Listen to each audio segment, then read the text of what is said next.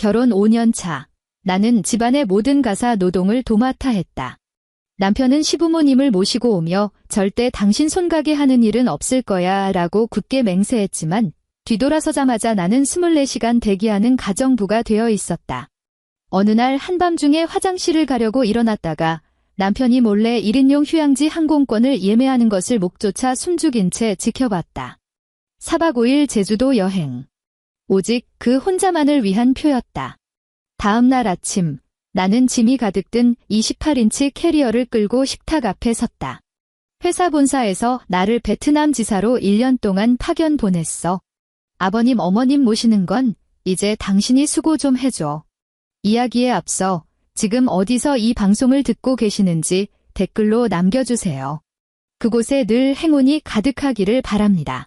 자, 이제 편안한 마음으로 제 이야기에 귀 기울여 주세요. 싱크대에 물이 가득 차올라 스테인리스 가장자리를 타고 차가운 타일 바닥으로 뚝뚝 떨어졌다. 윤수진은 수도꼭지를 잠그고 붉은 고춧가루와 기름기가 둥둥 떠있는 찬물 속으로 두 손을 집어넣었다. 그런 기계로 씻으면 깨끗하지가 않아 시어머니 나순자 여사가 주방 문가에 서서 먹다 남은 오이 반쪽을 든 채 굳게 닫힌 식기세척기를 가리키며 말했다. 게다가 물 낭비, 전기 낭비지. 우리 때는 여자들이 다 손으로 뽀득뽀득 닦았어. 내가 손으로 몇 번 문지르면 끝날 일을 뭐하러 저런 고철 덩어리를 돌리니? 수지는 고개도 들지 않은 채 수세미를 집어들고 주방 세제를 펌핑했다. 네, 어머님. 그녀는 된장 찌꺼기가 눌어붙은 도자기 그릇을 물속에 푹 담그고 힘주어 문질렀다. 거실에서는 텔레비전 예능 프로그램의 웃음소리가 들려왔고 남편 정우진은 소파에 기대앉아 리모컨을 든 채 채널을 돌리고 있었다. 2달 전, 우진은 전라도 고향에 계시던 부모님을 서울에 있는 이 아파트로 모셔왔다. 그때 내세운 이유는 이랬다. 시골집은 너무 좁고 겨울엔 외풍이 심해서 두 분이 지내기 힘들어하셔.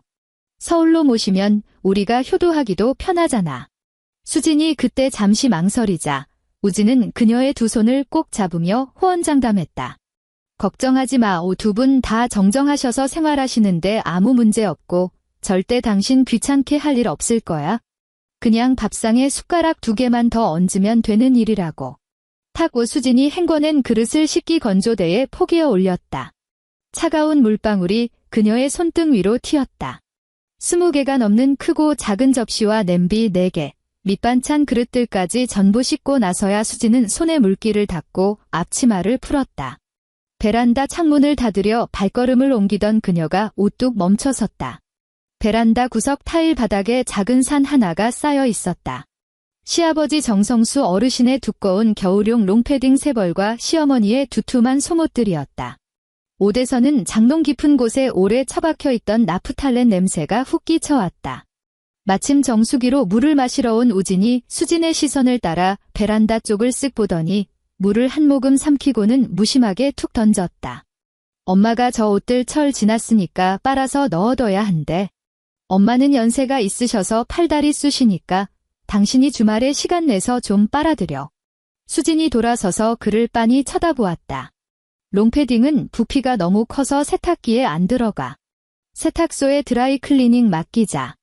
세탁소 가면 돈이 얼만데 우진이 미간을 찌푸리며 물컵을 식탁 위에 내려놓았다. 저거 다 합치면 몇만 원은 좋게 깨질걸? 당신이 큰 대야에 물 받아서 세제 풀고 발로 꾹꾹 밟아 빨면 되잖아. 옛날에 엄마는 시골에서 다 그렇게 하셨어. 그는 뒤도 돌아보지 않고 거실로 가 다시 텔레비전을 보기 시작했다. 그 주말 오후, 수지는 습기가 찬 화장실 타일 바닥에 쭈그리고 앉아 있었다. 그녀 앞에는 커다란 빨간색 플라스틱 고무대야가 놓여 있었고 그 안에는 시아버지의 검은색 롱패딩이 푹 잠겨 있었다. 물을 잔뜩 머금은 패딩은 마치 무거운 돌덩이 같았다. 수지는 바지 밑단을 걷어 올리고 맨발로 대야 안에 들어갔다. 세제 거품이 섞인 물은 뼛속까지 시렸고 미끈거리는 거품이 발등을 스치고 지나갔다. 10분쯤 밟았을까 종아리 근육이 저릿하게 당겨오기 시작했다. 화장실 문 밖으로 시아버지가 뒷짐을 진 채 지나가다 안을 쓱 들여다보았지만 아무 말 없이 느릿느릿 걸음을 옮겨 베란다에 난 화분을 가꾸러 갔다. 수지는 허리를 숙여 패딩의 깃을 두 손으로 움켜쥐고 뒤집으려 애썼다. 옷감이 물을 먹어 너무 무거웠다. 손가락 마디가 하얗게 질릴 정도로 힘을 줘서야 겨우 절반쯤 뒤집을 수 있었다. 이 세 벌의 옷을 다 빠는데 꼬박 3시간이 걸렸다. 수진이 마지막 옷을 베란다 건조대에 걸었을 때 창밖은 이미 어둑어둑해져 있었다. 누군가 어깨를 짓누르는 것처럼 무거워 팔을 들어 올릴 힘조차 남아있지 않았다. 다음 날 새벽 스마트폰 화면이 밝아졌다. 5시 30분. 수지는 알람을 끄고 이불을 걷어냈다. 우진은 그녀에게 등을 돌린 채 일정한 숨소리를 내며 자고 있었다. 그녀는 발소리를 죽여 침실을 빠져나와 주방 불을 켰다. 가스레인지에 불을 켜자 푸른 불꽃이 솟아오르며 그녀의 피곤한 얼굴을 비추었다. 작은 냄비를 꺼내 전날 밤 미리 불려둔 쌀을 붓고 물을 맞춰 강한 불에 올렸다. 치아가 좋지 않으신 시어머니는 아침마다 푹 퍼진 부드러운 흰죽에 냉장고에서 갓 꺼낸 밑반찬 몇 가지만 드셨다. 바로 옆 화구에는 조금 더 큰 뚝배기를 올렸다. 수지는 애호박과 감자, 두부를 깍둑 썰기하고 마른 미역을 한 줌 집어 던져 넣은 뒤 된장을 크게 한 숟갈 떠서 물에 살살 풀었다. 시아버지는 아침마다 반드시 갓 지은 쌀밥에 펄펄 끓는 된장찌개를 드셔야 했다. 물이 끓어오르기를 기다리는 틈을 타 냉장고에서 식빵과 슬라이스 햄, 양상추를 꺼냈다. 우진은 전통적인 한식 아침밥을 싫어해서 오직 샌드위치만 먹었다. 6시 15분 냄비 안에 죽이 보글보글 끓어오르기 시작했다. 수지는 나무 숟가락을 들고 가스레인지 앞에 서서 냄비 바닥이 눕지 않도록 시계 방향으로 끊임없이 저었다. 주방 문이 열렸다. 야은 카디건을 걸친 시어머니 나순자 여사가 들어와 뚝배기 안에 국물 색깔을 쓱 훑어보았다. 이 찌개 색깔이 왜 이리 멀게? 시어머니가 미간을 팍 구겼다. 소금 덜 넣었지? 성수아버지는 이렇게 밍밍한 거 입에도 안 된다. 된장을 한 숟갈은 더 푹 퍼 넣어야 맛이 나지? 네, 어머님. 조금 더 풀게요. 수지는 죽을 젓던 나무 숟가락을 내려놓고 된장통을 가지러 갔다. 그리고 너 어제 거실 걸레질한 거 말이다. 시어머니가 거실 바닥을 가리켰다. 바닥 닦을 때는 마룻바닥 결을 따라서 닦아야지. 안 그러면 마르고 나서 물자국이 줄줄이 남잖니. 내가 몇 번을 말했어? 베란다에 빨래 넣는 것도 그래? 어떻게 시아버지 와이셔츠랑 내 속옷을 같은 건조대줄에 나란히 널어놓을 수가 있니? 그게 며느리로서 할 짓이야? 수진의 된장을 푸던 손이 허공에서 잠시 멈칫했다. 그녀는 묵묵히 된장을 찌개에 넣고 저었다. 죄송해요, 어머님. 다음부터 주의할게요. 밤 9시. 수지는 마지막 행주를 깨끗이 빨아 물기를 꽉 짠 뒤 싱크대 옆 건조대에 걸어두었다. 주방 정리가 드디어 끝났다. 주방 불을 끄고 거실로 나왔다. 우진은 헤드셋을 낀 채 게임기 컨트롤러의 버튼을 현란하게 누르며 모니터 속 전투 화면에서 눈을 떼지 못하고 있었다. 안방 문은 반쯤 열려 있었고 그 안에서는 드라마 대사가 흘러나왔다. 시부모님은 침대에 누워 텔레비전을 시청 중이었다. 수진이 소파 곁으로 다가가 털썩 주저앉았다. 우진은 쳐다보지도 않은 채 게임 캐릭터의 움직임에 따라 몸을 이리저리 기울였다. 우진 씨의 수진이 조용히 그를 불렀다. 대답이 없었다. 정우진이 그녀가 목소리를 조금 높였다. 우진이 헤드셋 한쪽을 살짝 벗으며 여전히 모니터에 시선을 고정한 채 대답했다. 왜? 이 판만 깨고. 나 이번 주말에는 잠 좀 푹 자고 싶어. 수진이 컨트롤러를 쥔 그의 손을 물끄러미 바라보았다. 요즘 너무 피곤해. 자면 되지. 주말에 출근하는 것도 아닌데 우진이 건성으로 대답하며 다시 헤드셋을 덮었었다. 토요일 아침. 수지는 꿈속에서 일정한 박자의 두드림 소리를 들었다. 비몽사몽간에 몸을 뒤척였지만 소리는 멈추지 않았다. 똑, 똑, 똑. 수지나 시어머니의 목소리가 방문을 넘어 들어왔다. 높지도 낮지도 않았지만 신경을 긁을 만큼 또렷했다. 수진이 번쩍 눈을 떴다. 머리맡의 스마트폰 시계는 7시 10분을 가리키고 있었다. 아침밥은 언제 다 되니? 문밖에 사람이 재차 물었다. 수진이 고개를 돌려 옆에 누운 우진을 보았다. 그는 이불을 머리끝까지 뒤집어 쓴 채 세상 모르고 자고 있었다. 지금 나갈게요. 어머님. 이수진이 문밖을 향해 대답했다. 이불을 걷어내고 차가운 마룻바닥에 맨발을 디뎠다. 침대 반대편으로 돌아간 그녀는 손을 뻗어 우진의 어깨를 툭툭 밀었다. 우진 씨. 우진이 웅얼거리는 소리를 내며 등 돌려누웠다. 우진 씨, 일어나 봐. 수진이 그를 힘주어 흔들었다. 당신이 나가서 어머님한테 말씀 좀 드려. 오늘 아침은 어머님이 알아서 좀 챙겨 드시라고 해. 우진이 신경질적으로 이불을 확 끌어내리며 미간을 팍 구겼다. 아유, 주말인데 엄마가 알아서 대충 드시라고 하면 안 돼? 왜 굳이 사람을 깨우고 난리야? 그럼 당신이 나가서 차려드리든가. 수진이 침대 곁에 서서 그를 내려다보았다. 내가 엄마가 좋아하는 그 푹 퍼진 죽을 어떻게 끓여. 우진이 너무나도 당당하게 눈을 감으며 쏘아붙였다. 당신이 나가서 후딱 끓이면 되잖아. 그게 뭐 대수라고. 나 잠 좀 자자. 어제 야근해서 피곤해 죽겠단 말이야. 그는 다시 이불을 머리 위로 푹 뒤집었었다. 수진은 그 자리에 우두커니 서 있었다. 잠시 후 그녀는 방문을 열고 주방으로 걸어갔다. 화요일 오후 회사 재무부 사무실. 수진은 컴퓨터 화면에 엑셀표를 뚫어지게 바라보았다. 빽빽한 숫자들의 초점이 흐려지며 잔상이 맺히기 시작했다. 눈을 질끈 감고 관자놀이를 꾹꾹 누른 뒤 총합계 수치를 다시 한번 검토했다. 이상 없었다. 그녀는 전송 버튼을 눌렀다. 10분 뒤 내선 전화가 울렸다. 윤수진 대리, 내 사무실로 좀 와요. 직속 상사인 김 과장의 목소리가 수화기 너머로 들려왔다. 수진이 유리문을 열고 들어가자 김 과장이 출력된 보고서를 그녀 앞으로 쓱 밀며 한 항목을 손가락으로 짚었다. 여기 세율 적용 잘못됐잖아. 내가 최종 검토하다 발견 안 했으면 이대로 올라가서 우리 부서 전체가 박살날 뻔했어. 수진이 고개를 숙여 살펴보니 과연 그녀의 실수가 맞았다. 어젯밤 늦게까지 야근하며 쫓기듯 작성한 데이터였다. 죄송합니다. 과장님. 바로 수정하겠습니다. 김 과장이 의자 등받이에 기대어 그녀를 물끄러미 쳐다보았다. 윤 대리, 최근 반년 동안 얼굴색이 말이 아니야. 집에 무슨 우환이라도 있어? 스트레스가 너무 심한 거 아니야? 수진의 속눈썹이 미세하게 떨렸다. 그녀는 고개를 들어 억지로 옅은 미소를 지어 보였다. 아닙니다. 그냥 환절기라 잠을 좀 설쳐서 그런 것 같습니다. 주의하겠습니다. 일이야 끝이 없는 법이니 스스로 컨디션 조절 잘해. 김 과장이 손을 저으며 나가보라고 지시했다. 그날 밤 수진은 침대에 누워 옆에서 들려오는 우진의 코골이 소리를 들으며 멍하니 천장만 바라보았다. 창밖의 가로등 불빛이 커튼 틈새를 뚫고 들어와 벽에 길쭉한 빛의 띠를 만들었다. 그녀는 동이 틀 때까지 그 빛의 띠를 응시했다.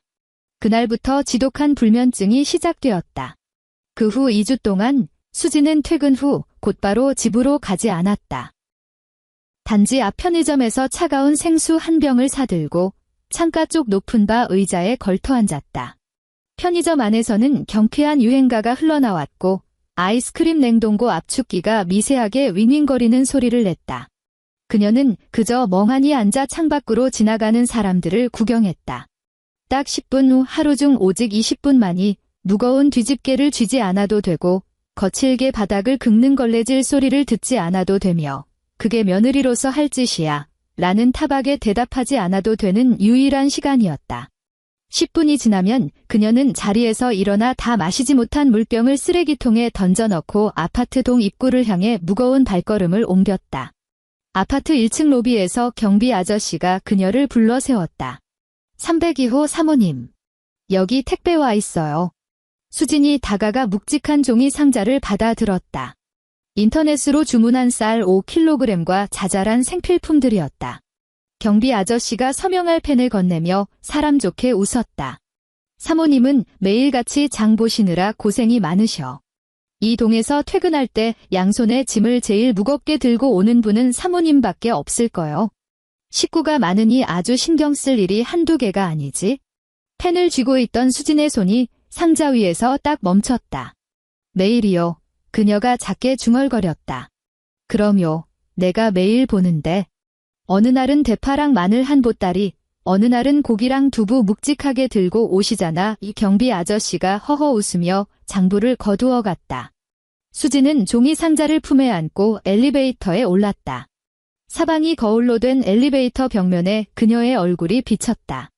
푸석푸석하게 헝클어진 머리카락, 눈 밑에 짙게 깔린 거무스름한 다크서클, 그리고 자신의 어깨폭보다 넓은 커다란 짐 상자를 버겁게 안고 있는 모습. 거울 속 자신을 마주한 그녀는 넋을 잃고 멍하니 서 있었다. 그녀 스스로도 깨닫지 못하고 있었다. 퇴근 후 장을 보고 무거운 짐을 낑낑대며 들고 와서 앞치마를 두르고 밥을 짓는 이 모든 과정이 이미 아무런 생각 없이 작동하는 무의식적인 일일 사이클이 되어버렸다는 것을. 남들은 이렇게 선명하게 보고 있는데 오직 그녀만이 그 쳇바퀴 속에서 마취된 듯 맹목적으로 돌고 있었다. 엘리베이터 문이 열렸다. 그녀는 상자를 고쳐 안고 302호 현관문으로 향했다. 늦가을로 접어들며 날씨가 제법 쌀쌀해졌다. 수지는 주방 싱크대 앞에 서 있었지만 뱃속은 마치 차가운 칼날이 천천히 헤집어 놓는 것처럼 아려왔다. 오늘은 생리 이틀째 날이었고 생리통은 그 어느 때보다 극심했다. 이마에 송글송글 맺힌 식은땀이 볼을 타고 뚝뚝 떨어졌다. 그녀는 허리를 잔뜩 구부린 채 조리대 상판을 두 손으로 힘겹게 짚고 아랫배가 밑으로 쏟아지는 듯한 통증을 참아내려 안간힘을 썼다. 거실에서 시어머니가 빈 물컵을 들고 걸어왔다. 왜 아직도 저녁 준비를 안 해? 벌써 6시 반이야? 성수 아버지 배고파서 위산 올라온다고 난리시다. 수진이 핏기 없는 얼굴로 겨우 허리를 폈다. 어머님, 제가 오늘 배가 좀 많이 아파서요. 혹시 우진 씨한테 배달 음식 좀 시키라고 하거나 아니면 대충 라면 끓여 드시면 안 될까요? 시어머니가 그녀를 위아래로 훑어보더니 시선이 수진의 아랫배 쪽에 머물자 미간을 확 찌푸렸다. 여자가 한 달에 한 번씩 겪는 일 가지고 유나는? 좀 참으면 다 지나가는 걸 가지고 이 난리야? 저녁 다 차려놓고 들어가서 쉬어. 바깥에서 파는 음식 짜고 더러워서 성수 아버지 드시면 또 배탈 나신단 말이다. 수지는 고개를 돌려 거실 쪽을 바라보았다. 우진은 소파에 깊숙이 기대앉아 멍하니 스마트폰 화면을 위아래로 쓸어 넘기고 있었다. 주방에서 오가는 대화에는 아예 귀를 닫은 모양이었다. 알겠습니다. 수지는 힘없이 돌아서서 다시 냉장고 문을 열었다. 칼질을 하는 손이 덜덜 떨려 하마터면 손가락을 베일 뻔했다. 그녀는 끔찍한 통증을 이 악물고 참아내며 찌개를 끓이고 반찬 2가지를 볶았다. 마지막 접시를 식탁 위에 올렸을 때 그녀의 등은 이미 차가운 식은땀으로 흠뻑 젖어 있었다. 진지 드세요. 그녀는 앞치마를 벗어 던지며 거실을 향해 힘없이 외쳤다. 전 생각 없으니 들어가서 좀 누울게요. 수지는 시부모님과 남편이 식탁에 앉기도 전에 안방으로 휙 들어가 버리고는 방문을 닫았다. 침대 위로 쓰러지듯 누운 그녀는 몸을 웅크리고 베개로 아랫배를 꾹 눌렀다. 문밖에서는 의자를 빼는 소리와 식기가 달그락거리는 소리가 들려왔다. 잠시 후 닫힌 방문 틈 사이로 시어머니의 날카로운 목소리가 파고들었다. 너희 마누라 꼴 좀 봐라. 밥 한 번 차려놓고 세상 다 산 얼굴을 하고 있네. 우리 때는 말이다. 애 낳고 다음날 바로 밭에 나가서 김을 맸어. 쟤는 고작 그까짓 생리 한 번 한다고 무슨 죽을 병 걸린 요새는 다 떨고. 요즘 젊은 여자들, 우리 때 비하면 아주 공주가 따로 없어. 수지는 눈을 질끈 감았다. 아유 엄마, 밥이나 드세요. 짜증이 섞인 우진의 목소리였다. 하지만 시어머니의 말에 반박하는 기색은 전혀 없었다. 아프다니까 자게 내버려 더 밥상 안 차려놓은 것도 아니잖아. 수지는 베개의 얼굴을 깊숙이 파묻었다. 베갯잎에서는 옅은 섬유유연제 향이 났다. 그녀가 직접 마트에서 골라 사온 상표의 냄새였다. 주말 저녁, 시부모님이 동네 산책을 나가 집안이 모처럼 조용했다. 수지는 거실 소파에 앉아 방금 샤워를 마치고 나오는 우진을 바라보았다. 그는 수건으로 머리를 털며 냉장고로 걸어가 캔 맥주 하나를 꺼내 들었다. 우진 씨, 우리 얘기 좀 해. 수진이 그를 똑바로 응시하며 말했다. 우진이 캔 맥주 뚜껑을 따서 한 모금 벌컥 마시고는 물었다. 왜? 분위기 잡고. 집에 식구가 4명으로 늘어나니까 집안일이 예전보다 2배 넘게 불어났어. 수진이 깊게 숨을 들이마셨다. 나 매일 출근해서 일하고 돌아와서 3사람 밥까지 차리고 주말엔 온 집안 대청소까지 해야 해오나 이제 체력적으로 한계야. 우리 가사 도우미 아주머니 부르자. 일주일에 3번만 오셔서 청소 좀 도와주시고 요리할 재료 손질만 미리 해주셔도 내가 살 것 같아. 머리를 털던 우진의 손이 멈췄다. 그는 맥주 캔을 들고 소파 반대편 끝으로 가 거리를 두고 앉았다. 가사 도우미. 당신 지금 도우미 아주머니 시급이 얼만 줄이나 알고 하는 소리야. 그가 수진을 도저히 이해할 수 없다는 눈빛으로 쳐다보았다. 우리 집 식구 4명 생활비만 해도 숨통이 막혀. 엄마 아빠 영양제에 매일 해 먹는 식비에 돈 안 나가는 구석이 어딨어? 당신이 집에서 조금만 더 움직이면 되는 일 아니야? 여태껏 잘해왔잖아. 나도 회사 다녀. 수진이 그의 눈을 똑바로 피하지 않고 쏘아보았다. 나 매일 회사에서 8시간 시달리고 집에 와서 또 4시간 동안 집안일 해. 난 기계가 아니야? 우진이 과장되게 한숨을 쉬며 수건을 툭거실 탁자에 던졌다. 수진아, 우리 이성적으로 생각하자. 내가 매달 벌어오는 월급이 당신보다 많지? 집안 큰돈 들어가는 건 다 내 돈으로 나가잖아. 내가 돈 벌어서 이 집 먹여 살리니까 당신이 집에서 집안일 좀 더 맡아서 하는 거 그거 당연한 거 아니야? 그리고 우리 엄마 아빠야? 며느리로서 시부모님 그 정도 챙기는 건 상식이지. 처음엔 당신이 그랬잖아. 2분이 절대 내 손 갈 일 없게 하겠다고. 이게 뭐 큰일이라고 손 간다고 그래? 우진이 목소리를 확 높였다. 밥 좀 더 하고 옷 몇 벌 더 빠는 게 뭐 그렇게 엄청난 수고라고? 굳이 그 아까운 돈을 생판 남한테 퍼주겠다는 거야? 수진은 그를 멍하니 쳐다보았다. 그의 얼굴에는 그 모든 노동이 너무나 당연하다는 확신이 가득했다. 갑자기 극심한 무력감이 해일처럼 덮쳐왔다. 생리통보다 훨씬 질기고 무거운 피로였다. 그녀는 자리에서 일어났다. 더 이상 단 한마디도 섞기 싫어 묵묵히 안방으로 들어갔다. 우진이 그녀의 등 뒤에 대고 쐐기를 박듯 소리쳤다. 이 문제는 타협의 여지가 없어. 그런데 쓸 돈 한 푼도 없으니까. 밤이 깊었다.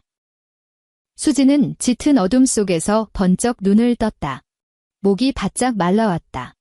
이불을 들추고 슬리퍼를 신은 뒤 부엌으로 물을 마시러 나갔다. 복도는 캄캄했지만 서재 방문 틈새로 푸르스름한 모니터 불빛이 새어나오고 있었다. 그녀는 발소리를 죽인 채 다가갔다. 서재 문은 꽉 닫히지 않고 손가락 2개가 들어갈 만큼 열려 있었다. 우진은 문을 등지고 책상 앞에 앉아 있었다. 켜진 노트북 화면이 그의 여벌구를 환하게 비추고 있었다. 그는 헤드셋을 쓴 채 오른손으로 마우스를 쥐고 웹사이트에서 무언가를 바쁘게 클릭하고 있었다. 수진은 문 밖에 서서 열린 틈 사이로 밝게 빛나는 그 모니터 화면을 빤히 응시했다. 항공권 예매 사이트였다. 화면 중앙에 눈에 띄는 굵은 글씨가 적혀 있었다. 김포공항 출발, 제주도 도착. 수진의 시선이 화면을 따라 천천히 아래로 내려갔다. 탑승객, 정우진, 1인. 날짜, 다음 주 수요일부터 일요일까지. 4박 5일. 패키지 유형, 오션뷰 1인용 리조트. 우진이 마우스를 움직여 결제 확인 버튼을 눌렀다. 화면이 넘어가며 결제가 완료되었다는 초록색 체크 표시가 경쾌하게 떴다. 그가 의자 등받이에 기대어 기지개를 쭉 켰다. 화면 오른쪽 아래에는 메모장 창이 하나 작게 띄워져 있었다. 수진의 시선이 그 작은 창에 무섭게 꽂혔다. 키보드로 타이핑한 문장이 선명하게 보였다. 드디어 쉰다. 혼자 가서 숨 좀 쉬어야지. 적막한 새벽, 마우스를 클릭하는 소리가 유난히 날카롭게 울려 퍼졌다. 우진은 웹 브라우저 창을 닫고 노트북을 덮을 준비를 했다. 수진은 문 밖 짙은 그림자 속에 꼼짝 않고 서 있었다. 숨소리조차 너무 얕아서 자신조차 들리지 않았다. 그녀는 그 남자의 뒷모습을, 그가 노트북을 덮고 헤드셋을 버는 그 모든 과정을 그저 지켜보기만 했다. 문을 열고 들어가 따져 묻지도 않았다. 눈물을 흘리지도 않았다. 심지어 분노조차 느껴지지 않았다. 그 순간 그녀의 머릿속에서 무언가 딸깍하고 스위치가 꺼지며 연결이 완전히 끊어지는 소리가 났다. 그녀는 문 밖에 딱 3분 동안 서 있었다. 서재 안에서 의자 끄는 소리가 들려올 때쯤에야 발길을 돌려 유령처럼 소리 없이 안방으로 돌아와 침대에 누웠다. 이불 속은 얼음장처럼 차가웠다. 그녀는 눈을 뜬 채 천장만 바라보았다. 창밖으로 어스름한 새벽빛이 조금씩 스며들어와 벽에 창틀의 윤곽을 찍어내기 시작했다. 아침 6시. 주방에서 도마 위에 칼질하는 소리가 일정한 리듬을 타고 들려왔다. 수지는 다진 팔을 뚝배기 안에 훌훌 털어넣었다. 옆 화구에서는 부드러운 흰죽이 끓어오르고 있었다. 시어머니 나순자 여사가 식탁 앞에 앉아 자기 몫의 그릇을 내려다보았다. 오늘 죽은 왜 이렇게 뻑뻑해? 시어머니가 숟가락으로 휘휘졌더니 단박에 미간을 구겼다. 이걸 퍽퍽해서 어떻게 목구멍으로 넘겨? 무슨 풀떼기 쓴 것도 아니고. 넌 무량도 안 맞추고 불에 올리니? 수지는 작은 밑반찬 2접시를 양손에 들고 다가가 식탁 위에 올려놓았다. 그리고 시어머니 앞에 죽그릇을 바라보며 평소처럼 쩔쩔매며 변명하지 않았다. 죄송합니다. 어머님. 그녀의 목소리는 소름 끼치도록 차분했다. 주방으로 가져가서 물 더 붓고 끓여올게요. 그녀는 죽그릇을 들고 뒤돌아 주방으로 향했다. 우진이 하품을 쩍쩍하며 침실에서 나와 식탁 의자를 빼고 앉았다. 그는 식탁 위에 놓인 샌드위치를 덥석 베어 물며 우물우물 말했다. 아 참, 수진아. 나 내일부터 며칠 빡세게 야근해야 할 것 같아. 회사에 엄청 큰 프로젝트가 떨어져서 일정 맞추려면 죽어났어. 이번 주말에도 출근해야 할지 몰라. 집안일은 당신이 좀 더 수고해줘.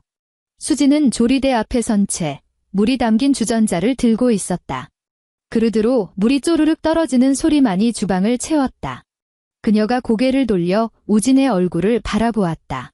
샌드위치를 씹어 삼키는 그의 시선은 교묘하게 그녀를 피한 채 식탁 위 양념통에 가 있었다. 4박 5일짜리 1인용 휴양지 항공권이 그녀의 머릿속을 휙 스치고 지나갔다. 알았어. 수진이 주전자를 내려놓았다. 마음 푹 놓고 야근해. 그녀는 물을 더한 죽을 다시 냄비에 붓고 가스 불을 켰다.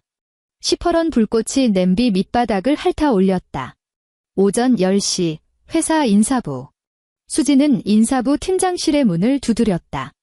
윤수진 대리. 무슨 일이죠? 팀장이 모니터에서 눈을 뗐다. 수진이 책상 앞으로 다가가 의자를 빼고 앉았다.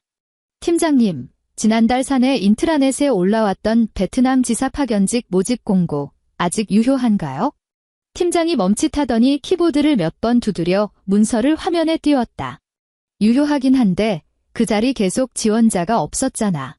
정말 그건 때문에 온 거야? 네, 확실합니다. 수진이 팀장의 눈을 흔들림 없이 쳐다보았다. 윤 대리, 거기가 직급은 반단계 올라가지만 당장 다음 주부터 출근해야 하는 빡센 자리야. 게다가 무조건 1년 이상 체류 조건이고 가족 동반 불가야? 솔직히 말해서 거기 생활 여건이나 복리후생이 서울 본사만 하겠어? 윤 대리 결혼도 했는데 남편이 그렇게 먼 곳으로 1년이나 떨어져 지내는 걸 허락하겠어? 팀장이 안경을 치켜올리며 은근히 만류하는 투로 말했다. 이건 제 개인의 커리어를 위한 결정입니다. 수진의 허리가 꼿꼿하게 펴졌다. 오늘 바로 지원서 제출해도 될까요? 팀장이 그녀를 빤히 바라보다 이내 한숨을 쉬며 서랍에서 양식을 하나 꺼내 밀었다. 작성해. 오후면 승인 떨어질 거야. 그쪽이 워낙 사람 급한 자리라 확정만 나면 3일 안에 비행기 타야 해. 수지는 펜을 쥐고 지원서에 빠르고 단호하게 자신의 이름을 써 내려갔다. 펜촉이 종이 섬유를 찢어버릴 듯 꾹꾹 눌러 쓴 글씨였다. 오후 3시. 모니터 우측 하단에 새 메일 알림창이 떴다. 발신자, 인사팀. 제목, 해외 파견 발령 확정 안내. 수진이 메일을 클릭했다. 본문은 짧았다. 파견 신청이 최종 승인되었음을 알리는 문구와 함께 이번 주 금요일 오후 호찌민행 전자 항공권 바우처가 첨부되어 있었다. 그녀는 모니터를 끄고 자리에서 일어나 스마트폰을 챙겨 회사 옥상으로 올라갔다. 옥상의 강한 바람이 그녀의 머리카락을 마구 헝클어 놓았다. 난간으로 다가간 그녀는 빽빽한 서울의 빌딩 숲과 잿빛 하늘을 가로지르는 스카이라인을 내려다보았다. 그리고 친정엄마에게 전화를 걸었다. 신호음이 3번 울리고 전화가 연결되었다. 수진아, 이 시간에 웬일이니? 엄마의 목소리에 놀란 기색이 역력했다. 엄마. 수진은 저 멀리 꽉 막힌 도로를 응시하며 입을 열었다. 나 당분간 해외로 일하러 가. 수화기 너머로 2초간 묵직한 정적이 흘렀다. 해외. 어디로? 얼마나? 엄마의 목소리가 단박에 날카로워졌다. 베트남. 본사 발령이야. 1년. 1년. 엄마의 목소리가 찢어질 듯 높아졌다. 그럼 시부모님은 어쩌고? 우진이가 혼자서 두 노인네를 어떻게 모셔? 우진이는 허락했어? 그 사람 허락 필요 없어. 수진이 엄마의 말을 딱 잘랐다. 목소리는 아주 낮았지만 강철처럼 단단했다. 귓가를 때리는 바람 소리를 뚫고 수화기 너머로 애가 타서 쏟아지는 엄마의 질문이 들려왔지만 수진은 더 이상 아무런 변명도 설명도 덧붙이지 않았다. 전화를 끊어버리고 스마트폰을 외투 주머니에 쑤셔 넣었다. 그녀는 옥상에서 20분을 더 서 있었다. 공기는 차가웠지만 머릿속은 그 어느 때보다 무서울 정도로 맑았다. 저녁 7시. 수진이 도어락을 열고 집으로 들어섰다. 거실은 메인 조명이 꺼진 채 텔레비전 불빛만 번쩍거리고 있었다. 시어머니가 소파에 앉아 뉴스를 시청 중이었다. 수진은 실내복으로 갈아입지도 않은 채 곧장 안방으로 직행했다. 옷장 꼭대기 칸에서 28인치짜리 거대한 은색 캐리어를 끄집어내 바닥에 눕혔다. 지퍼가 드르륵 열리는 소리가 적막한 방 안을 날카롭게 갈랐다. 그녀는 옷장 문을 활짝 열고 자신의 옷, 화장품, 평소 즐겨 읽던 책 몇 권을 차곡차곡 캐리어 안에 쑤셔 넣기 시작했다. 거실에 있던 시어머니가 기척을 듣고 안방 문가로 와서 안을 쓱 들여다보았다. 바닥에 입을 벌리고 있는 거대한 캐리어를 본 시어머니는 그 자리에 굳어버렸다. 너 지금 뭐 하는 거냐? 어딜 가려고? 시어머니의 미간이 무섭게 패었다. 출장이요. 수지는 고개도 돌리지 않고 블라우스를 반듯하게 개어 가방에 넣었다. 출장. 언제 가는데?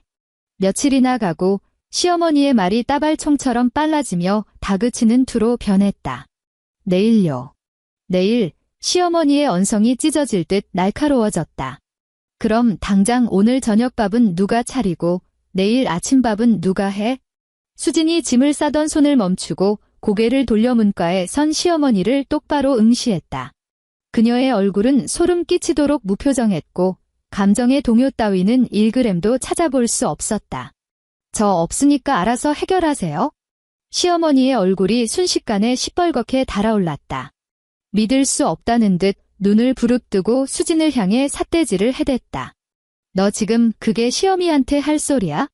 알아서 해결하라니. 내가 명색이 출가회인인데 시어른들 끼니도 팽개치고 밖으로 나돌아? 며느리로서 이게 할 짓이냐고. 시어머니가 획 몸을 돌려 거실로 뛰쳐나가더니 굳게 닫힌 서재 문을 향해 악을 썼다. 우진아. 정우진. 너 빨리 나와서 내 마누라 미쳐 날뛰는 꼴 좀 봐라. 서재 문이 벌컥 열렸다. 실내복 차림의 우진이 스마트폰을 손에 쥔 채 짜증스러운 얼굴로 나왔다. 아, 왜 또 난리야 엄마? 핏대가 선 어머니의 얼굴을 본 그는 어머니의 손끝을 따라 안방 바닥에 나뒹구는 캐리어를 발견했다. 짜증내던 우진의 얼굴이 순식간에 경악으로 물들었다. 그가 큰 보폭으로 안방으로 뛰어들어왔다. 당신 갑자기 웬 출장이야? 어디로 가는데? 여태 그런 말 한마디도 없었잖아. 우진이 짐이 반쯤 찬 캐리어를 노려보며 수진을 추궁했다. 수진이 마지막 겉옷을 가방에 쑤셔 넣고 자리에서 일어나 그를 무미건조하게 바라보았다. 회사에서 보낸 거야. 그녀의 목소리에는 높낮이조차 없었다. 그럼 집은 어쩌고? 우진이 거실 쪽을 삿대질하며 고함을 쳤다. 엄마 아빠 두 분 다 여기 계시는데 당신이 훌쩍 가버리면 대체 밥은 누가 차리고 빨래는 누가 하냐고. 수진은 허공을 가르는 그의 손가락을 쳐다보다가 천천히 시선을 올려 그의 얼굴을 마주 보았다. 그녀는 다시 쪼그려 앉아 캐리어의 양쪽 지퍼를 움켜쥐고 한가운데로 힘껏 끌어당겼다. 찌익 지퍼가 맞물려 닫히는 파여름이 방 안을 서늘하게 울렸다. 그녀가 일어나 옷에 묻은 먼지를 탁탁 털었다. 당신이 그랬지. 절대 내 손가릴 없게 하겠다고. 수진이 우진의 눈동자를 똑바로 찔러보았다. 이제 당신이 그걸 증명할 기회가 왔네. 그녀가 캐리어 손잡이를 꽉 움켜쥐었다. 힘이 들어간 손가락 마디가 하얗게 질려 있었다. 이튿날 아침 6시.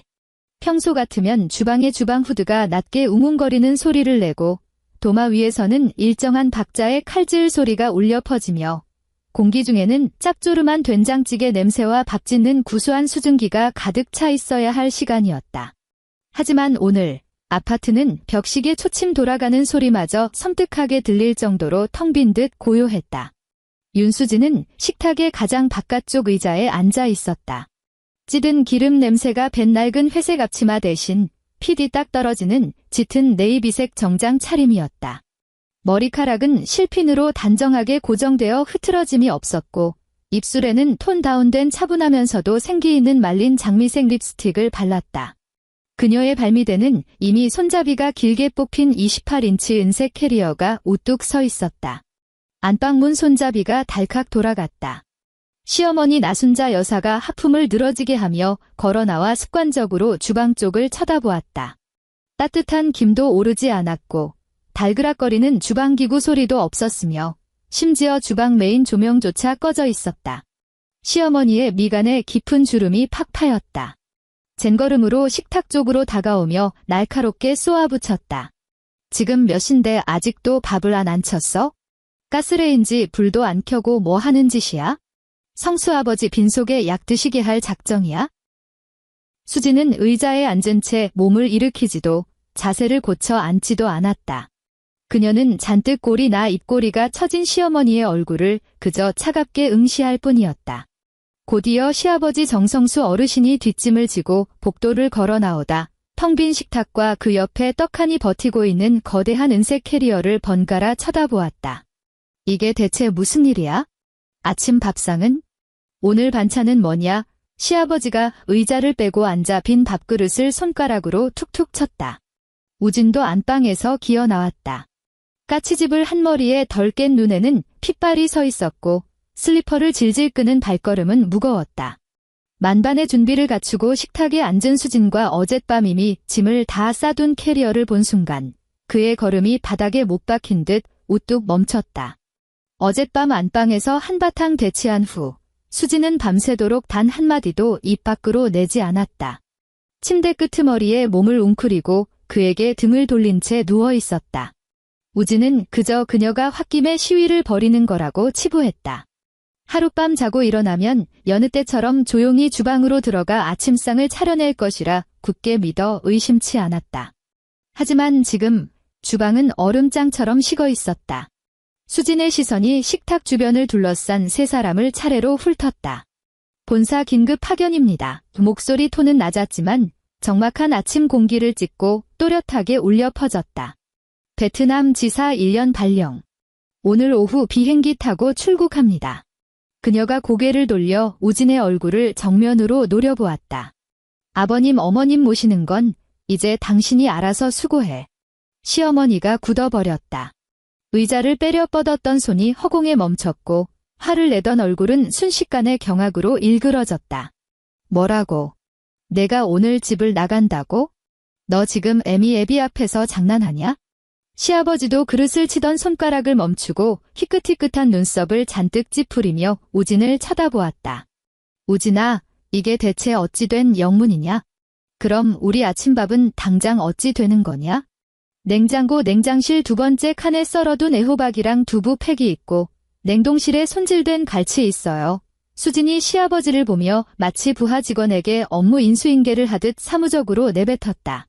쌀통에 남은 쌀은 일주일은 좋게 드실 거예요. 우진 씨가 밥 다 차려드릴 겁니다. 이 사람아, 왜 진작 말 안 했어? 우진이 갑자기 소리를 빽 지르며 식탁 앞으로 성큼 다가와 양손으로 상판을 짚고 수진을 잡아먹을 듯 노려보았다. 이런 중대한 일을 어떻게 나랑 한마디 상의도 없이 멋대로 결정해? 넌 집에 시어른들 계신 건 안중에도 없어? 수지는 흥분해서 붉어진 그의 눈시울을 보다가 시선을 천천히 내려 식탁을 짚고 있는 그의 손가락을 쳐다보았다. 당신이 4박 5일짜리 제주도 1인용 휴양지 비행기표 끊을 때도 나한테 진작 말 안 했잖아.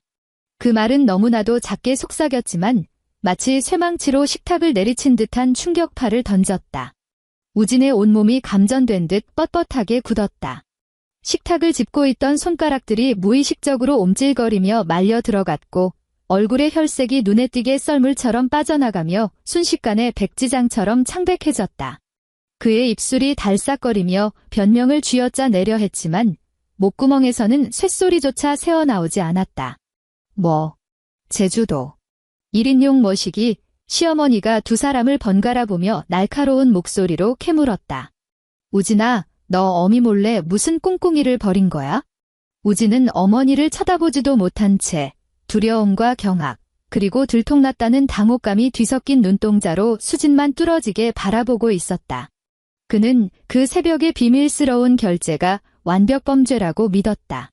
드디어 쉰다라고 타이핑했던 메모장 역시 오직 자신만의 일기장이라 여겼다.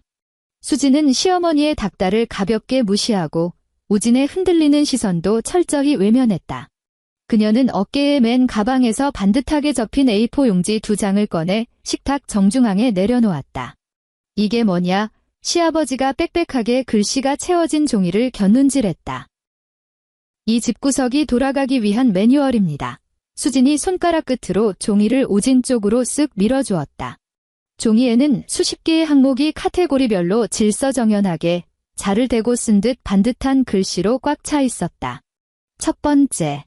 세탁기 돌릴 때는 빨랫감을 3분의 2 이상 채우지 말 것, 수위 조절은 반드시 고에 맞출 것, 안 그러면 아버님 두꺼운 옷에 세제 찌꺼기가 하얗게 남음. 두 번째. 거실 에어컨 필터는 매월 첫째 주 주말마다 뜯어서 물 청소할 것, 안 그러면 어머님 비염 도지심. 세 번째. 어머님 혈압 약은 거실 TV장 왼쪽 두 번째, 서랍 제일 안쪽 빨간색 약통에 있음. 매일 아침 식후 30분 복용. 네 번째. 아버님 예비용 돋보기 안경은 안방 침대 협탁 맨 아래 칸에 있음. 다른 잡동사니랑 섞어두면 렌즈에 기스 나니까 주의할 것. 다섯 번째.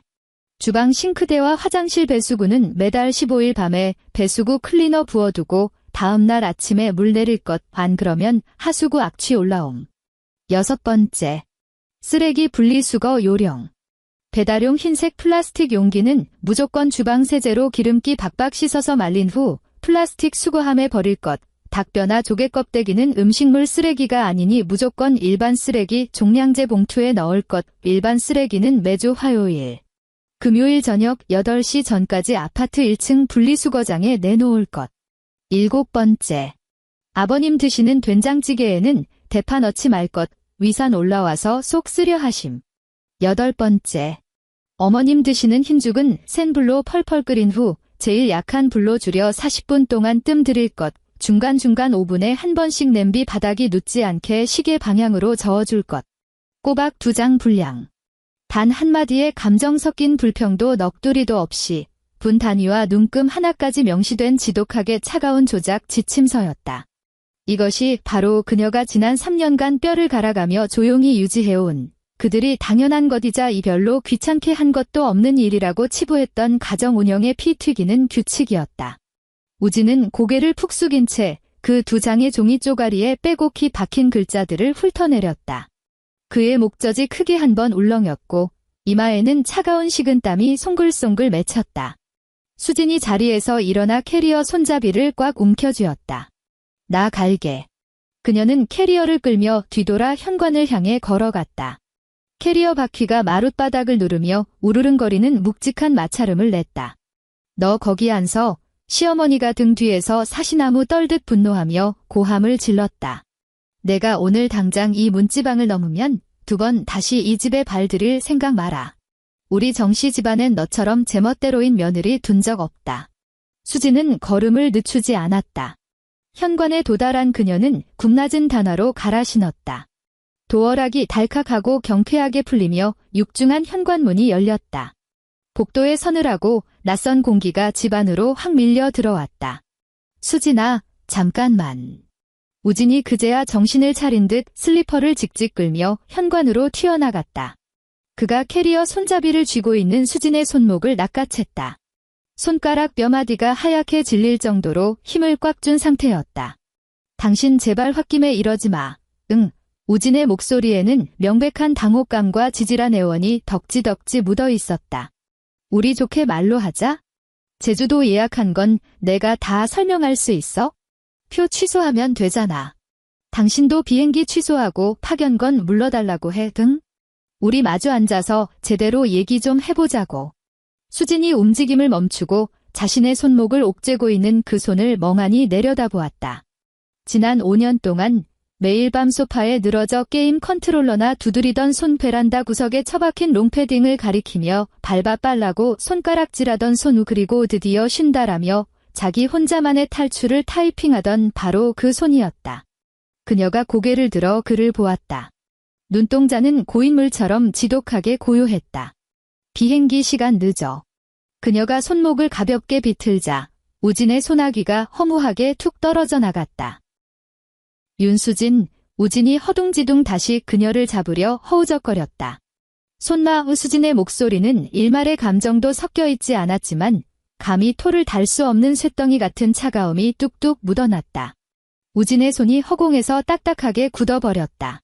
수진은 캐리어를 끌고 현관문을 빠져나가 엘리베이터 앞에 섰다.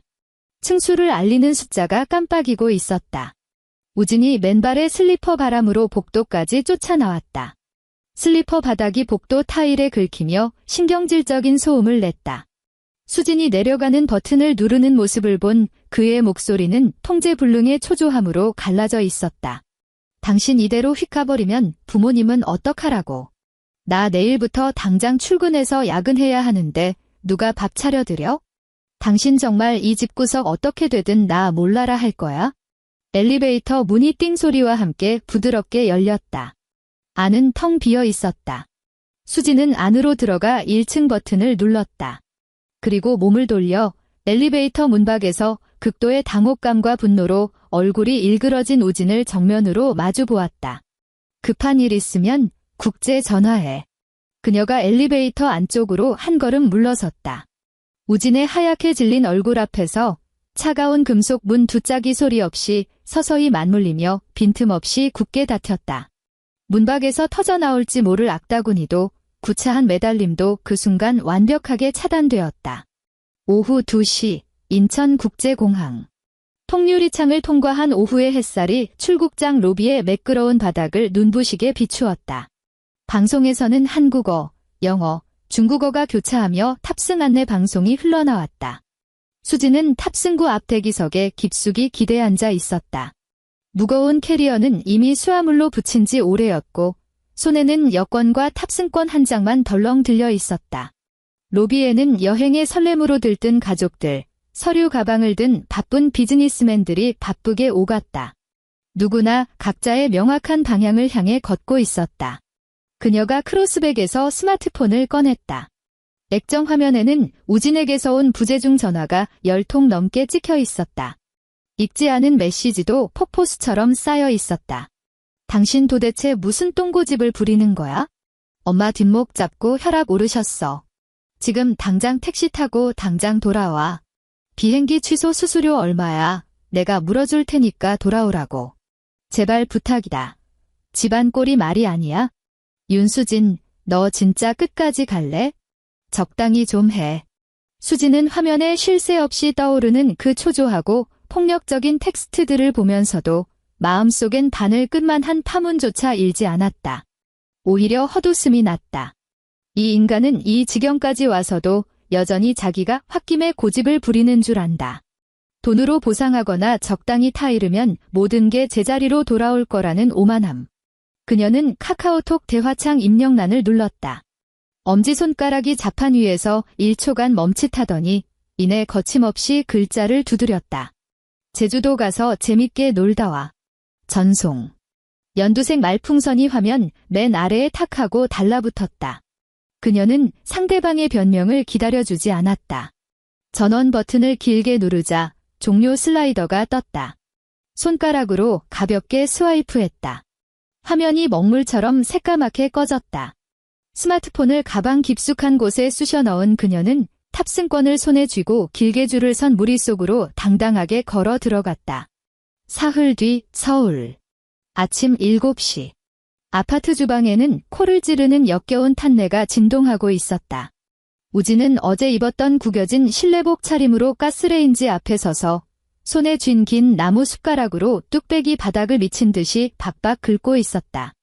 뚝배기 안에는 시퍼렇게 변색된 풀덩어리 같은 정체불명의 물질이 눌어붙어 있었다. 물량을 너무 적게 잡은 데다 가스불을 최대로 키워놓은 탓에 밥알이 바닥에 시커멓게 화석처럼 타버린 것이다. 그가 숟가락에 힘을 줄수록 지독한 탄내만 사방으로 퍼져나갔다. 너 지금 뭐 하는 짓이야? 집에 불낼 작정이냐? 시어머니 나순자 여사가 쟁걸음으로 주방으로 뛰어들어와 우진을 퍽 밀치고는 뚝배기 안을 들여다보았다. 시커먼 숯덩이가 덕지덕지 엉겨붙은 반죽 덩어리를 본 순간 시어머니의 얼굴이 흉측하게 일그러졌다. 그녀가 우진의 손에서 나무 숟가락을 신경질적으로 빼앗아 조리대 위로 팽개쳤다. 나무 숟가락이 양념통을 치고 굴러가며 소금통이 엎어지고 소금이 사방으로 튀었다. 이게 사람이 입에 댈 음식이냐? 시어머니가 뚝배기를 향해 삿대질을 하며 부들부들 떨었다. 이게 내가 차렸다는 아침 밥상 꼬락선이야? 늙은 애미한테 이런 여물 같은 걸 먹으라고? 아이고 내 팔자야. 내가 무슨 전생에 나라를 팔아먹어서 늙음하게 이딴 수모를 겪어. 밀쳐진 우진이 뒤로 주춤거리다 허리를 싱크대 모서리에 세게 부딪히며 헉하고 앓는 소리를 냈다. 그는 신경질적으로 얼굴을 쓸어내리며 폭발 직전의 목소리로 대들었다. 아, 엄마. 나 새벽같이 일어났다고. 수진이가 적어놓고 간 매뉴얼대로 센 불로 끓이다 약불로 줄였단 말이야. 근데 불이 갑자기 세져서 물이 확 졸아든 걸 나보고 어쩌라고. 나 이런 거 안 해봐서 서투르니까 그냥 이번 한 번만 대충 드시면 안 돼? 나 조금 이따 회사 조찬 회의 들어가야 한단 말이야. 대충. 시어머니의 목소리가 천장까지 닿을 듯 찢어졌다. 내가 평생 살면서 입에 들어가는 걸 대충 넘긴 적 있는 줄 알아? 걔가 집에 있을 때는 매일 아침 시간 딱딱 맞춰서 후루룩 넘어가게 흰죽 써서 내 앞에 대령했어. 사지 멀쩡한 놈이죽 한 그릇도 못 끓여서 이 사다를 내. 너 도대체 애를 어떻게 볶아댔길래 마누라가 야반도주를 해. 당장 전화해서 그 기집애 끌고 오지 못해. 우진의 관자놀이 핏대가 툭툭 붉어졌다. 그는 어머니의 살기 어린 시선을 피하며 획 고개를 돌렸다. 그의 눈에 들어온 건 어젯밤 먹고 내버려 둔 그릇들로 산을 이룬 싱크대였다. 식기 벽면에 누렇게 말라붙은 기름때에서 시큼하고 역겨운 냄새가 올라오고 있었다. 전화 수백 통은 했어. 핸드폰 꺼놨다고. 벌써 외국으로 날아간 사람을 허공에 대고 끌고 와? 나보고 어쩌란 말이야. 우진이 머리통을 쥐어뜯으며 악을 썼다. 엄마가 그냥 손수 한 번 끓여 드시면 덧나? 시골에서는 맨날 엄마가 가마솥에 밥해 드셨잖아. 이 화상아, 내가 애미한테 말버릇이 그게 뭐야? 시어머니가 홧김에 손을 번쩍 들어 올렸지만 차마 아들의 뺨을 치지는 못하고 제 가슴팍을 퍽퍽 치며 가쁜 숨을 몰아쉬었다. 시골에서야 내가 다 해 먹었지? 근데 내가 서울 올라온 건 아들 며느리한테 효도받고 남은 여생 편히 쉬려고 온 거 아니야? 근데 며느리라는 년은 짐 싸서 도망가고 나더러 늙은 몸이 끌고 매일 가스레인지 앞에서 기름 냄새 맡으라는 게야? 바로 그때 시아버지 정성수 어르신이 안방에서 어두운 남색 셔츠를 들고 구부정하게 걸어 나왔다. 우진아, 시아버지가 손에 든 셔츠를 펄럭이며 미간을 깊게 파묻었다. 나 오늘 점심때 옛날 전우회 사람들 만나러 나가야 하는데 셔츠 깃이 왜 이 모양이냐? 소매 끝도 무슨 꽈배기처럼 베베 꼬여 있어서 난 부끄러워 밖을 나갈 수가 없잖냐. 우진이 골치가 부서질 듯 관자놀이를 지압하며 짜증을 냈다. 아, 아빠. 그거 세탁기 돌리고 다림질을 안 해서 쭈글쭈글한 거잖아. 그냥 장롱에 있는 다른 거 아무거나 입고 나가면 안 돼? 다른 것도 꼬락서니가 다 이 모양이야? 여태껏 수진이가 세탁하고 빳빳하게 다려서 옷장에 줄 세워놨었다고 시아버지가 셔츠를 우진 쪽으로 불쑥 내밀었다. 내가 지금 당장 다리미로 좀 다려와라. 깃이랑 소매만 쓱쓱 문지르면 금방 될 거 아니냐. 옆에서 씩씩대던 시어머니가 얼음장 같은 얼굴로 거들었다. 내 애비 말 안 들리냐? 당장 다리미 가져와. 이깟 일 하나 제대로 못해서 널 대학까지 보낸 줄 알아. 우진은 가슴 깊은 곳에서 치밀어 오르는 사리에 가까운 분노를 간신히 억눌렀다.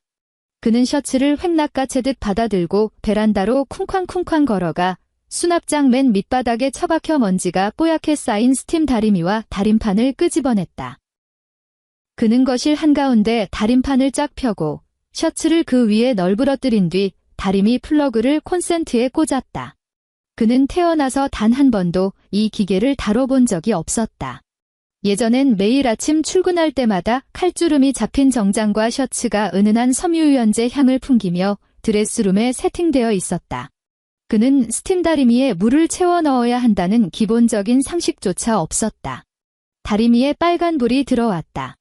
우진은 온도가 대충 올랐겠거니 생각하고 벌겋게 달아오른 금속 밑판을 셔츠 깃 위에 그대로 내리눌렀다. 스팀은 단 한 방울도 뿜어지지 않았고 수분기 하나 없는 마른 천이 새까맣게 타들어가며 소름 끼치는 마찰음을 냈다. 주방에서 났던 것과는 비교도 안 될 만큼 지독하고 매캐한 면섬유 타는 냄새가 거실 공기를 순식간에 집어삼켰다. 아이고 맙서사, 시아버지가 기겁하며 뛰쳐나와 다리미를 퍽 밀쳐냈다. 하지만 늦었다. 남색 셔츠깃 한가운데 흉측하고 누런 다리미 밑판 자국이 완벽하게 찍혀 있었다. 그 주변 옷감은 바싹 말라 굳어버렸고 손으로 살짝만 당겨도 바사삭 부서질 정도로 심각하게 손상되었다. 거실에 무덤 같은 정적이 내려앉았다. 우진은 다리미를 든 채 손을 허공에 띄우고 있었다. 절대 복구할 수 없는 그 끔찍한 그을림 자국을 멍하니 내려다보는 순간 그의 뇌 속에서 팽팽하게 당겨져 있던 인내심의 끈이 투둑하고 끊어져 버렸다. 이 왼수 같은 놈아, 시어머니가 가장 먼저 정신을 차리고 달려들어 그 처참한 셔츠를 확 낚아챘다. 이 옷이 백화점에서 얼만 줄 알아? 넌 대가리에 뭐가 들었길래 옷 하나 다릴 줄을 몰라서 이 생난리를 쳐. 우진이 쥐고 있던 다리미를 다림판 위로 온 힘을 다해 패대기 쳤다. 쾅 하는 굉음이 아파트를 울렸다.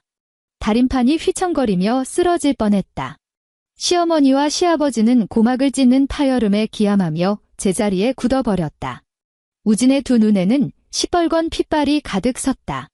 그는 부모님을 짐승처럼 노려보며 가슴을 격렬하게 오르내렸다.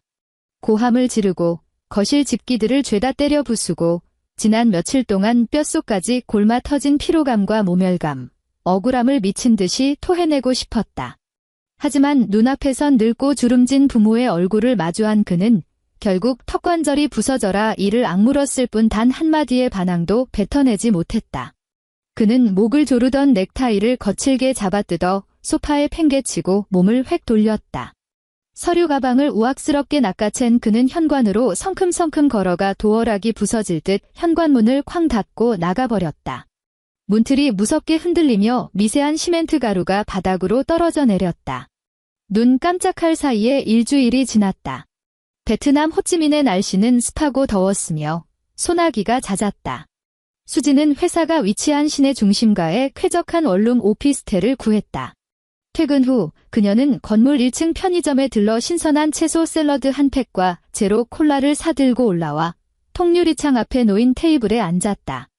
창밖으로는 오토바이 부대가 강물처럼 끊임없이 흘러가는 이국적인 도로 풍경이 펼쳐졌다. 20개가 넘는 그릇을 닦지 않아도 됐고 물먹은 롱패딩을 맨발로 밟아 빨 필요도 없었으며 뚝배기 된장찌개의 염도를 계산하느라 신경을 곤두세울 일도 없었다. 방 안은 완벽하게 평화로웠고 에어컨 송풍구에서 뿜어져 나오는 부드러운 바람소리만이 귓가를 간지럽혔다. 탁자 위에 놓인 스마트폰이 짧게 진동했다. 수진이 폰을 집어들었다. 우진에게서 온 카카오톡 메시지였다. 그녀가 한국을 떠난 지 꼬박 일주일. 그동안 우진은 하루도 거르지 않고 메시지를 퍼부어댔다. 처음 2, 3일은 쌍욕에 가까운 분노와 협박이었고 그 다음은 돈으로 회유하려는 얄팍한 시도였으며 지금은 그마저도 바닥이나 완전히 너덜너덜해진 패배자의 넋두리로 변해 있었다. 수진아, 아직도 화 안 풀렸어? 언제쯤 귀국할 거야? 수진은 무감각한 눈빛으로 액정에 뜬 글자들을 바라보다 가볍게 자판을 두드렸다. 파견 계약 기간은 1년이야.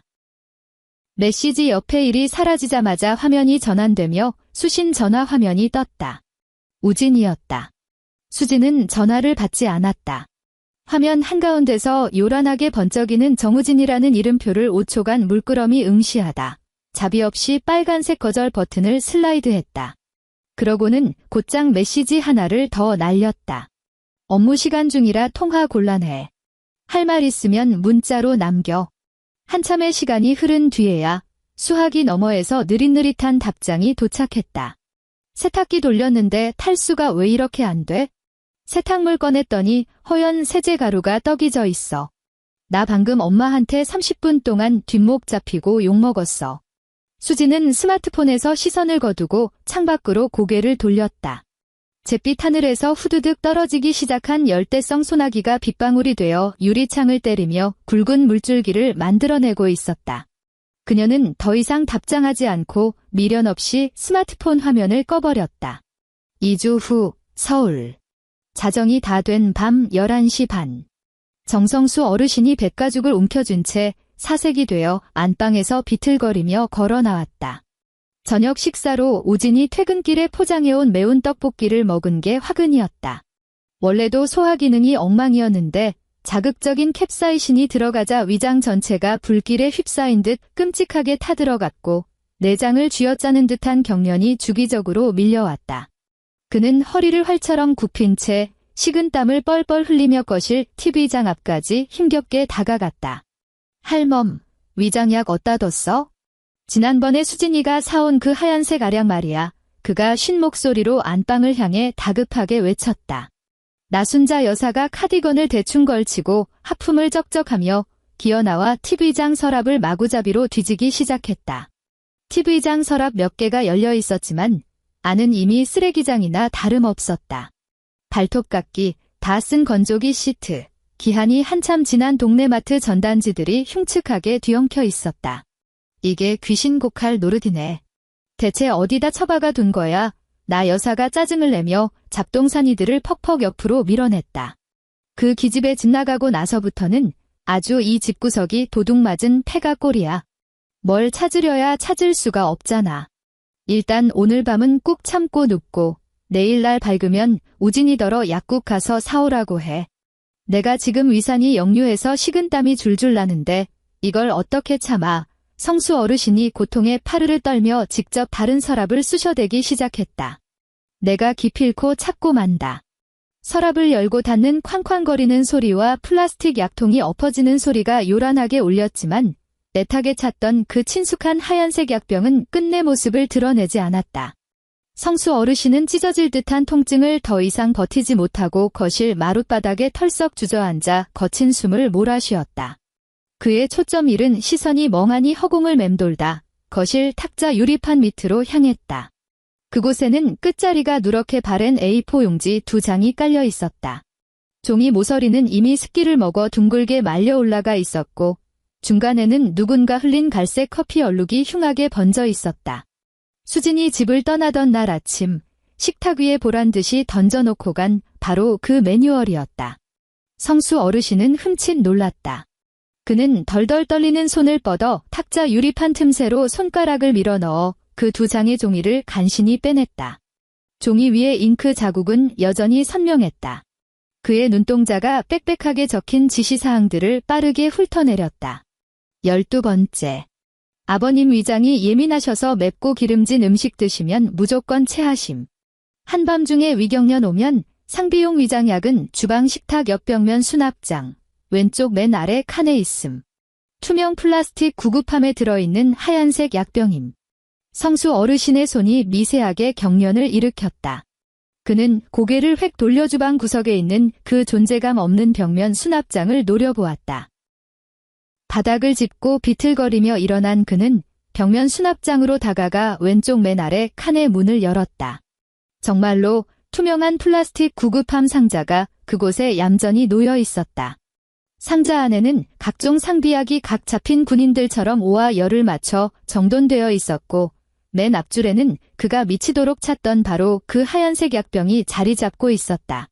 그는 뚜껑을 열어 알약 2개를 손바닥에 쏟아부은 뒤 물을 찾을 새도 없이 마른 침으로 알약을 우적우적 삼켜버렸다. 알약이 식도를 긁고 내려가며 쓴맛이 훅 끼쳤다. 그는 종이를 손에 꽉 쥔 채 소파로 돌아와 힘없이 주저앉았다. 거실에는 누르스름한 간접 조명 하나만 켜져 있어 깊게 팬 그의 주름진 얼굴 위로 짙은 그림자가 드리워졌다. 나 여사는 약을 찾아 먹은 것을 확인하고는 안도의 한숨을 내쉬며 안방으로 발길을 돌렸다. 약 먹었으면 인제 그만 들어가 누워. 한밤중에 사람 귀찮게 생난리를 치고 지랄이야. 여보, 순자야, 성수 어르신이 불쑥 입을 열었다. 목소리는 심하게 갈라져 있었고 미세하지만 분명한 떨림이 묻어났다. 그는 손에 쥐고 있던 종이를 늙은 아내의 눈앞으로 불쑥 내밀었다. 수진이는 평소에 이런 시시콜콜한 것까지 머릿속에 다 꿰고 살았어. 어떤 약을, 어느 장식장, 어느 칸 구석에 뒀는지까지 토시 하나 안 틀리고 다 적어놨잖냐. 나 여사가 종이를 겼는지라더니 이내 콧방귀를 끼며 얼굴을 굳혔다. 그게 뭐 대수라고 청승을 떨어? 며느리 돼서 시댁에 얹혀 살면서 이깟 약통자리 하나 외우는 게 뭐 대단한 벼슬이라고 유세야? 얹혀 살아. 성수 어르신이 고개를 번쩍 들고 아내의 눈을 무섭게 쏘아보았다. 걔 매일 회사 가서 8시간 넘게 남의 돈 벌어오면서 퇴근하고 오면 이 종이 2장으로도 모자랄 그 지독한 집안일들을 이 악물고 완벽하게 해냈어. 우리가 여기 서울 올라온 지 2달이 다 돼가는데 당신 손으로 옷 한 벌 제대로 빨아본 적 있어? 가스 불 켜고 밥 한 번 지어본 적 있냐고.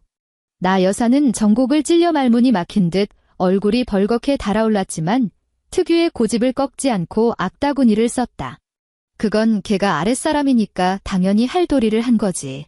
시부모 봉양하는 건 예나 지금이나 당연한 거 아니야. 됐어. 그만해. 성수 어르신이 핏대 선 손을 내저으며 종이를 다시 탁자 유리판 밑에 쑤셔 넣었다. 그는 소파 등받이에 무너지듯 기대어 눈을 질끈 감고는 땅이 꺼질 듯 깊은 한숨을 토해냈다.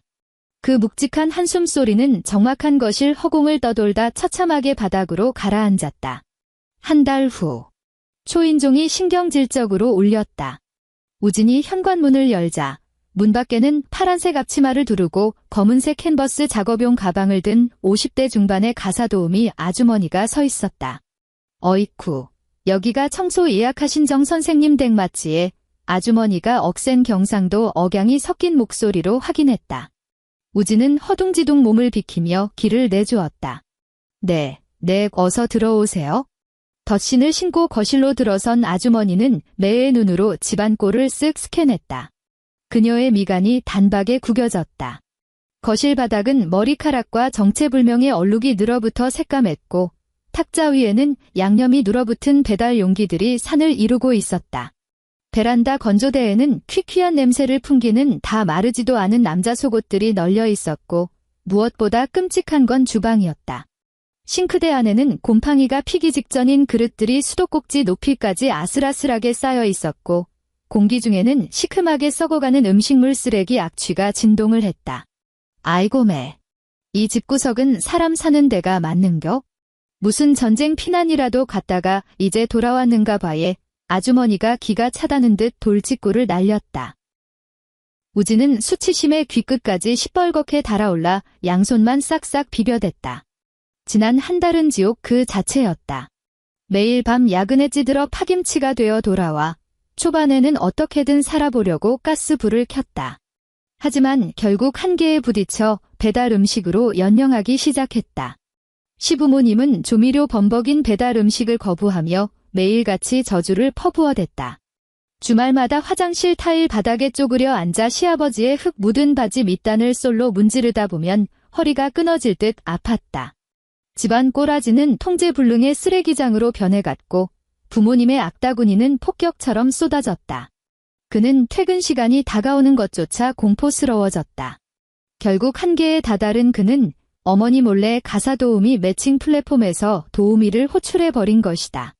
아주머니는 분홍색 고무장갑을 단단히 끼고 전투에 임하듯 청소를 시작했다. 손놀림은 거침없었고 속도는 놀라웠다. 3시간 후 싱크대에 역겨운 그릇 무덤이 싹 정리되었고 거실 바닥에서는 윤기가 났으며 썩어가는 쓰레기 봉투들은 전부 아파트 1층 분리수거장으로 사라졌다. 아주머니가 고무장갑을 벗고 주머니에서 영수증 묶음을 꺼냈다. 정 선생님이요. 꼬박 3시간 채웠습니다. 일반 청소에 찌든 기름때 특수 청소까지 얹어서 도합 15만 원입니다. 계좌 이체하실랍니까? 현금 주실랍니까? 그때까지 안방에서 텔레비전 소리를 크게 틀어놓고 죽은 듯이 숨어있던 시어머니 나순자 여사가 15만 원이라는 숫자를 듣자마자 용수철처럼 튕겨나왔다. 얼마라고? 15만 원. 시어머니가 아주머니의 콧잔등을 향해 삿대질을 해대며 고래고래 소리를 질렀다. 당신 여기서 고작 3시간 동안 바닥 몇 번 훔치고 그릇 몇 개 씻었다고 15만 원을 내놓으라고? 당신 지금 사람 봐가면서 강도짓 하는 거야? 그 돈이면 우리 두 노인네 보름치 반찬값이야. 아주머니의 표정이 순식간에 차갑게 굳었다. 산전수전 다 겪은 베테랑답게 그녀는 영수증 묶음을 거실 탁자 위에 탁 소리 나게 내려놓았다. 할매 눈에는 저 주방 꼬락서니가 사람 사는 대로 보입디까? 가스레인지 후드닥트에 기름때가 시꺼멓게 화석이 돼서 붙어 있습니다. 내는 앱에 명시된 단가표대로 딱 계산해서 청구한 깁니다. 글쿠로 비싸서 배알이 꼴리면 애초에 남의 손을 어째 불렀는겨? 지 손에 물 묻히기는 싫고 돈은 아깝고 세상에 공짜가 어딨습니까? 이 여편네가 어디서 눈을 부라리고 말댔구야. 시어머니가 뒷목을 잡고 부들부들 떨었다. 당신 당장 이 집에서 나가. 2번 다시 부를 일 없으니까 썩 꺼져. 우진은 옆에서 진땀을 뻘뻘 흘리며 사색이 되었다. 그는 발악하는 어머니의 팔뚝을 꽉 움켜쥐며 말렸다. 아, 엄마 제발 좀 가만히 계세요. 사람을 불렀으면 정당한 대가를 치러야죠. 그는 스마트폰을 꺼내 덜덜 떨리는 손으로 15만 원을 송금하고는 연신 고개를 조아리며 아주머니를 현관문 밖으로 밀어내듯 배웅했다. 현관문이 철컹하고 닫히는 순간 시어머니의 살기 어린 쌍욕이 우진의 뒤통수에 소나기처럼 쏟아졌다. 너 미쳤어. 그 아까운 15만 원을 생으로 갖다 바쳐? 내 마누라년이 있을 때는 돈 100원 한 장 안 들고 집안이 번쩍번쩍했는데 내 놈이 미쳐 돌아가서 그 피 같은 생돈을 길바닥에 뿌려. 돈이 썩어 문드러져서 주체를 못하냐. 우진은 차가운 현관 철문에 등을 기댄 채 눈을 질끈 감았다. 15만 원. 수진이 체력적 한계를 호소하며 가사도우미를 부르자고 애원했던 그날 밤. 자신이 그토록 당당하고 폭력적으로 뱉어냈던 말이 비수처럼 날아와 심장에 꽂혔다. 당신 지금 도우미 아주머니 시급이 얼만 줄이나 알고 하는 소리야? 당신이 집에서 조금만 더 움직이면 되는 일 아니야? 이제 완벽한 인과응보가 시작되었다. 도우미 아주머니는 떠났고 앞으로 이 집 문턱을 넘을 청소부는 영원히 없을 것이다. 시어머니는 그딴 헛돈 쓰는 짓거리를 2번 다시 용납하지 않겠다고 대못을 박아버렸다. 그날 이후 우진은 스스로 파놓은 무덤인 이 집에 완벽하게 생포되었다. 매일 저녁 7시 퇴근길, 그는 편의점에 들러 눅눅한 냉동식품과 밀키트를 쓸어 담아야 했고 부모님의 악다구니를 부금 사막가스불을 켜야 했다. 역겨운 기름 냄새가 그의 점막을 마비시켰다. 식사가 끝나면 구역질이 올라오는 싱크대 앞에 서서 세제 거품을 내야 했다. 주말이면 화장실 타일에 쪼그려 앉아 아버님의 흙투성이 등산복을 칫솔로 박박 문지르며 디스크가 터질 듯한 고통에 시달려야 했다. 그의 얼굴은 시체처럼 썩어 들어갔다. 포마드를 발라 넘기던 세련된 머리칼은 개기름에 절어 납작하게 눌러붙었고 눈 밑에는 숯불로 구워낸 듯한 다크서클이 뺨까지 흘러내렸다. 예전엔 수진의 핏기 없는 얼굴을 그저 dü난 떠는 집이라 조롱했던 그였다. 이제야 그는 뼛속의 골수까지 쪽쪽 빨아먹는 그 끔찍한 피로의 실체를 온몸으로 체감하고 있었다. 어느 금요일 심야, 우진은 마지막 걸레질을 끝내고 소파에 쓰러지듯 널브러졌다. 화장실에 들어가 몸을 씻을 최소한의 에너지조차 남아있지 않았다. 매일 독한 주방 세제에 노출된 그의 손등은 가뭄에 갈라진 논바닥처럼 쩍쩍 갈라져 있었고 미세하게 찢어진 상처에 물이 닿을 때마다 살가죽을 벗겨내는 듯한 통증이 몰려왔다. 그는 덜덜 떨리는 손으로 스마트폰을 꺼내 한 달 동안 아무런 응답도 없는 수진의 카카오톡 대화창을 열었다. 눈시울이 붉게 달아올랐다.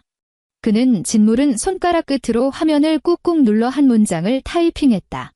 수진아, 내가 다 잘못했어. 우리 제발 얘기 좀 하자.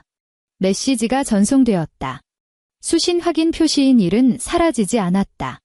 깊고 어두운 심연으로 던져진 돌멩이처럼 완벽한 침묵만이 돌아왔다.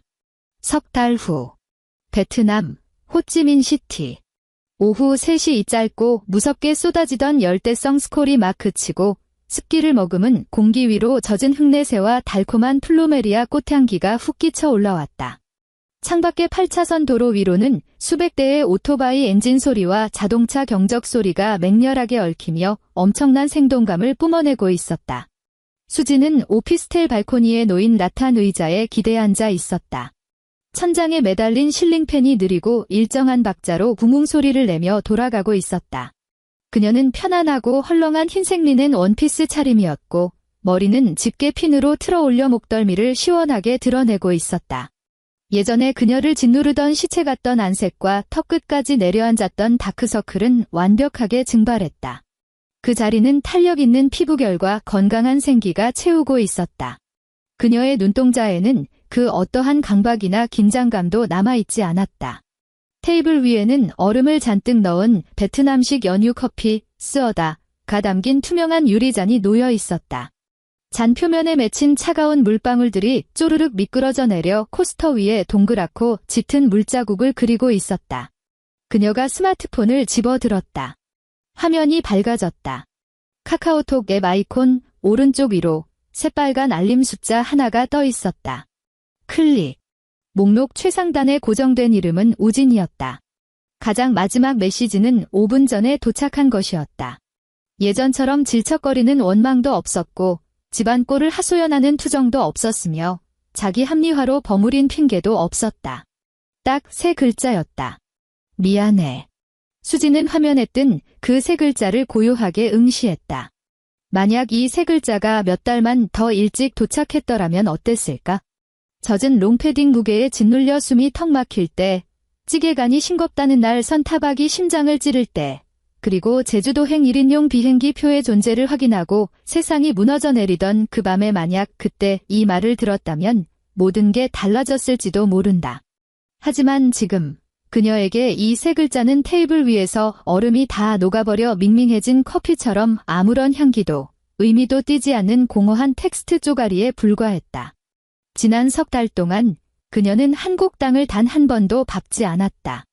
우진의 고운 손에 굳은 살이 흉측하게 박였는지, 시어머니가 매일 밥상머리에서 고래고래 소리를 지르는지, 시아버지가 위장약 위치를 스스로 찾아내는지 그녀는 전혀 알지 못했다. 그리고 단 한순간도 알고 싶지 않았다. 그녀는 그 3글자가 적힌 대화방을 열어보지도 않았다. 손가락을 대고 왼쪽으로 부드럽게 스와이프한 뒤 망설임 없이 나가기 버튼을 터치했다. 빨간색 알림 숫자가 연기처럼 사라졌다. 대화 목록은 눈 시리도록 깨끗해졌다. 수지는 스마트폰을 뒤집어 테이블 위에 엎어놓았다. 그녀는 유리잔을 들어 얼음이 가득한 연유 커피를 한 모금 깊이 들이켰다. 강렬한 쓴맛이 혀끝을 치고 지나간 뒤 극강의 부드러운 단맛이 식도를 타고 진득하게 흘러내렸다. 창문 아래 거리에서는 빗물이 고인 웅덩이를 밟으며 뛰어가는 하교 시간 아이들의 까르르거리는 웃음소리가 후텁지근한 열대 공기를 뚫고 청명하게 울려 퍼졌다. 그녀는 라탄 의자 등받이에 몸을 깊숙이 파묻고 눈을 감은 채 허파 깊숙한 곳까지 차오르도록 숨을 길게 들이마셨다. 완벽했다. 결혼 5년 만에 처음으로 그녀는 폐 속으로 밀려 들어오는 산소의 무게가 온전히 정그램이라는 사실을 온몸으로 느끼고 있었다. 그 어떤 억압도 책망도 묻어있지 않은 세상에서 가장 가벼운 공기였다. 엔드.